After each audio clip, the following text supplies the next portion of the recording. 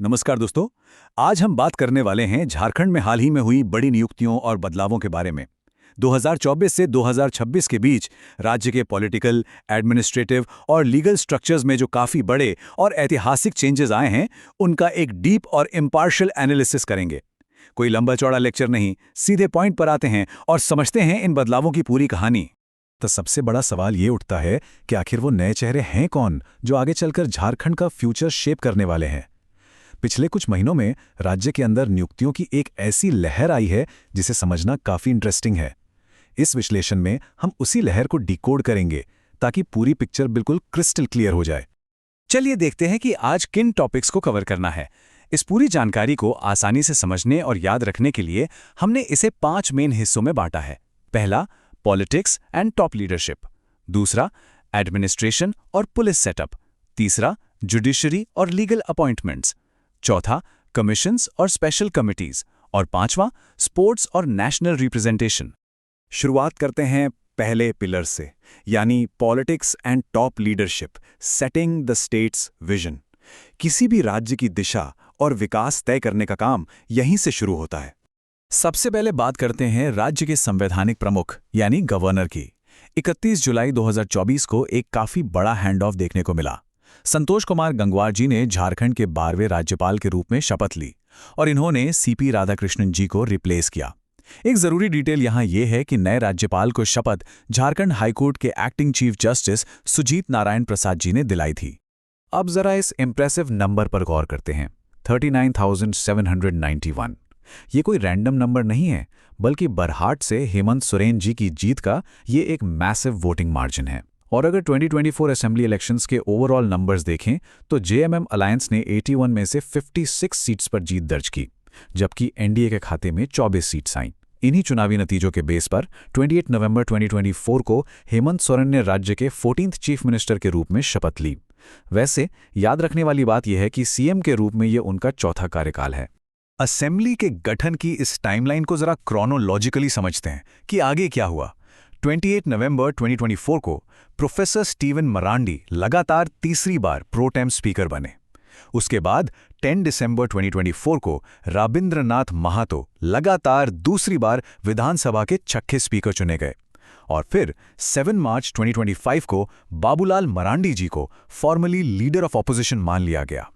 इसमें सबसे खास हिस्टोरिक पॉइंट यह है कि झारखंड के प्रथम मुख्यमंत्री रह चुके बाबूलाल मरांडी जी को लगभग 22 साल के एक लंबे गैप के बाद कोई कॉन्स्टिट्यूशनल पोस्ट मिली है ना? हैरान करने वाली बात। स्टेट लेवल पर पॉलिटिकल पार्टीज के अंदर भी काफी शफल्स हुए हैं। बीजेपी की बात करें तो राज्यसभा सदस्य आदित्य प्रसाद साहू को नया झारखंड प्रदेश अध्यक्ष बनाया गया, जिन्होंने बाबूलाल मरांडी की जगह ली। वहीं दूसरी तरफ कांग्रेस में राजेश ठाकुर की जगह केशव महातो कमलेश को प्रदेश अध्यक्ष की जिम्मेदारी दी गई। दोनों ही मेजर ऑपोजिंग पार्टीज ने अपने ऑर्गेनाइजेशनल स्ट्रक्चर में ये अहम बदलाव किए हैं। स्टेट से निकलकर अब जरा सेंटर की तरफ देखते हैं, जहां झारखंड की काफी मजबूत प्रेजेंस दिखती है। कोडरमा से एमपी अन्नपूर्णा देवी को सेंट्रल कैबिनेट में महिला एवं बाल विकास मंत्री बनाया गया है। एक फन फैक्ट ये है कि 24 लोकसभा चुनाव में पूरे झारखंड में सबसे बड़ी जीत इन्हीं की थी। इनके अलावा रांची से एमपी संजय सेठ को रक्षा राज्य मंत्री का पद मिला। दोनों ही एमपीज अपनी लगातार दूसरी टर्म पर कार्यरत हैं। चलिए अब बढ़ते हैं दूसरे सेक्शन की ओर, administration and police setup, enforcing the law. Policies तो बन गई, पर उन्हें ग्राउंड पर इंप्लीमेंट करने की सारी जिम्मेदारी इन्हीं अधिकारियों पर होती है। ये अपडेट वाकई बहुत शानदार और ऐतिहासिक है। झारखंड को आखिरकार अपनी पहली महिला डीजीपी मिल ही गई हैं। तदाशा मिश्रा 1994 बैच की ये आईपीएस ऑफिसर हैं। शुरू में इन्हें प्रभारी डीजीपी बनाया गया था, पर 30 दिसंबर 2025 को सरकार ने डीजीपी नियुक्ति के नियम ही सीधे बदल दिए ताकि इन्हें फुल टाइम डीजीपी बनाया जा सके। इनका टेन्योर दिसंबर 2027 तक चलेगा। प्रशासनिक नेतृत्व में वुमेन एम्पावरमेंट का ये एक बहुत ही स्ट्रॉन्ग एग्जाम्पल है। बाकी स्टेट एडमिनिस्ट्रेशन के सेटअप को अगर जल्दी से रैप अप करें तो 1993 बैच के आईएएस ऑफिसर अविनाश कुमार झारखंड के 26th चीफ सेक्रेटरी बने हैं। सिक्योरिटी डोमेन में देखें तो आईपीएस अमोल विनुकांत होमकर को सीआरपीएफ में आईजी बनाया गया है। सीबीआई के जॉइंट डायरेक्टर बने हैं आईपीएस कुलदीप द्विवेदी। और पारितोष उपाध्याय को principal chief conservator of forests का चार्ज मिला है। ये सभी ऑफिसर्स राज्य में कानून और विकास दोनों को संचालित करने की बिल्कुल नींव है। ओके, अब आते हैं तीसरे पिलर पर, judiciary and legal appointments, maintaining justice. आइए देखते हैं कि स्टेट में कानून और न्याय को बैलेंस करने की बागडोर किन के हाथों में दी गई है। हाईकोर्ट में स्टेट और सेंटर का कैसा बैलेंस है, इसे समझते हैं। 9 जनवरी 2026 को जस्टिस महेश शरद चंद्र सुनौग ने झारखंड हाईकोर्ट के 18वें चीफ जस्टिस की शपथ ली। इसके ठीक पैरेलल भारत सरकार ने प्रशांत सिंह जी को झारखंड हाईकोर्ट के लिए deputy solicitor general of India appoint किया। एक स्टेट का लॉ इंटरप्रेट कर रहे हैं और दूसरे वहां सेंट्रल गवर्नमेंट को रिप्रेजेंट कर रहे हैं। अब बारी आती है चौथे सेक्शन की, commissions and special committees, specialized governance. ये वो ऑटोनॉमस बॉडीज होती हैं जो राज्य के स्पेशल फंक्शंस और चुनावों का ढांचा संभालती हैं। अब देखिए, यहां एक बहुत दिलचस्प कड़ी सामने आती है। ट्राइबल एडवाइजरी काउंसिल, जिसे आदिवासियों की मिनी असेंबली भी कहते हैं, उसका नया गठन हुआ है। इसके चेयरमैन खुद सीएम हेमंत सोरेन हैं और वेलफेयर मिनिस्टर चांपा लिंडा इसके वाइस चेयरमैन। इन्हें मिलाकर इसमें टोटल 19 मेंबर्स हैं। पर असली ट्विस्ट ये है कि नए रूल्स के मुताबिक पहली बार इस काउंसिल का गठन बिना गवर्नर की रिकमेंडेशन के हुआ है। ये सीधे तौर पर स्टेट को अपने आदिवासी कल्याण से जुड़े फैसले लेने में काफ़ी ज़्यादा आज़ादी और ऑटोनॉमी देता है। आइए फटाफट राज्य के बाकी मेजर कमीशंस के नए हेड्स पर एक नज़र डालते हैं ताकि इन्हें आसानी से याद रखा जा सके। एल खेयांगते जेपीएससी के अध्यक्ष बने हैं। अलका तिवारी को स्टेट इलेक्शन कमीशन का हेड बनाया गया है। Retired justice Navneet Kumar electricity regulatory commission संभाल रहे हैं और doctor Natwa Hansda Jharkhand academic council यानी जैक के चीफ बन गए हैं।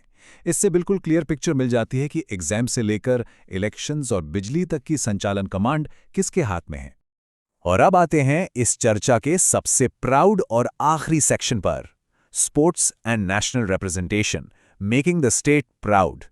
खेल के मैदान पर और उसके बाहर झारखंड की लीडरशिप को देखना सच में काफी थ्रिलिंग है।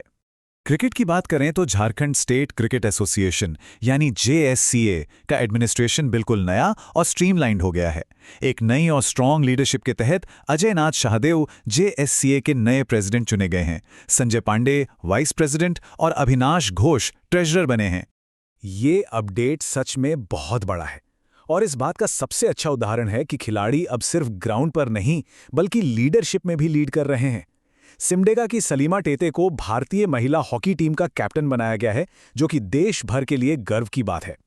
क्रिकेट में देखें तो farmer international player Saurabh Tiwari अब JSCA के नए सेक्रेटरी बन गए हैं और शाहबाज नदीम को सेक्रेटरी।